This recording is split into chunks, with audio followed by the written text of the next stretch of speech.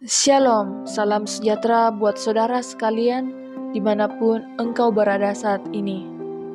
Pada kesempatan ini saya ingin berbicara tentang suatu hal yang sangat inti dan penting bagi kehidupan iman percaya seseorang, yaitu tentang doa. Saya ingat pernah membaca suatu pajangan yang berisikan suatu tulisan yang bunyinya, Tuhan itu dekat, Dia hanya sejauh doa. Doa adalah salah satu cara kita berkomunikasi langsung dengan Tuhan. Banyak orang mungkin bertanya, mengapa saya harus berdoa? Tuhan kan sudah tahu segala sesuatu, termasuk apa yang ada dalam hati dan pikiran saya. Namun saudara-saudara, doa bukan hanya tentang menyampaikan permohonan atau kebutuhan kita kepada Tuhan. Lebih dari itu, doa adalah sebuah hubungan yang intim dengan Tuhan. Berikut 5 alasan mengapa kita harus berdoa. Yang pertama, karena doa menguatkan iman. Ketika kita berdoa, kita mengakui bahwa kita membutuhkan Tuhan dalam hidup kita. Ini adalah suatu pengakuan iman bahwa kita tidak bisa mengandalkan diri sendiri. Sebaliknya, orang yang tidak pernah memohon kepada Tuhan, tidak pernah berdoa kepada Tuhan, ia adalah orang yang sombong, yang merasa dirinya kuat, mampu menghadapi segala sesuatu tanpa pertolongan Tuhan. Dan orang yang sombong kita tahu adalah orang yang tidak berkenan di hadapan Tuhan, dan orang yang tidak akan mendapatkan pertolongan Tuhan.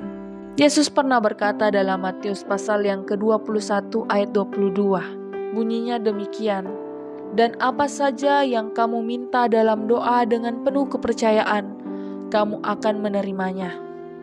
Saudara yang terkasih, doa memperkuat keyakinan kita bahwa Tuhan berdaulat atas segala sesuatu dan Ia selalu bersama dengan kita, orang yang berharap kepadanya. Hal yang kedua, mengapa kita harus berdoa?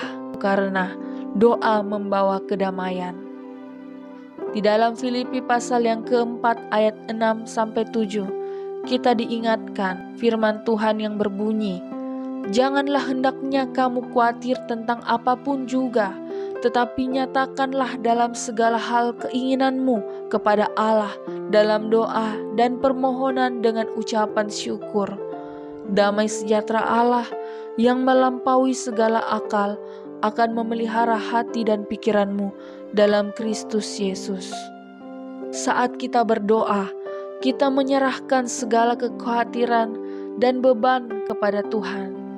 Dan ini membawa kedamaian yang melampaui segala akal.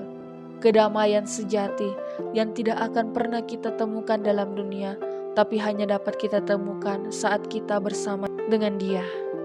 Hal yang ketiga, kita harus berdoa karena doa mengubah hati kita. Saudara-saudara yang terkasih, kita sama-sama tahu bahwa doa tidak selalu mengubah situasi kita. Mungkin ada pergumulan kita yang sudah lama kita gumulkan, kita doakan, tapi belum kunjung juga terjawab. Doa tidak selalu mengubah keadaan kita, tetapi doa selalu dapat mengubah hati kita. Melalui doa, Tuhan mengajarkan kita untuk menjadi pribadi yang lebih sabar, yang bersyukur, dan tetap berharap kepadanya.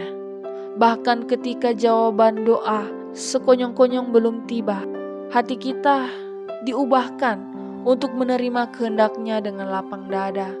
Kita diajarkan menjadi pribadi yang berserah penuh kepada kehendak Tuhan, karena kita pun yakin apapun yang terjadi, Tuhan punya rencana yang terbaik atas setiap kehidupan kita, melampaui apa yang kita doakan atau yang kita pikirkan mungkin. Hal yang keempat, doa menjaga hubungan kita dengan Tuhan. Doa adalah saat di mana kita berbicara dengan Tuhan seperti seorang anak kepada bapaknya.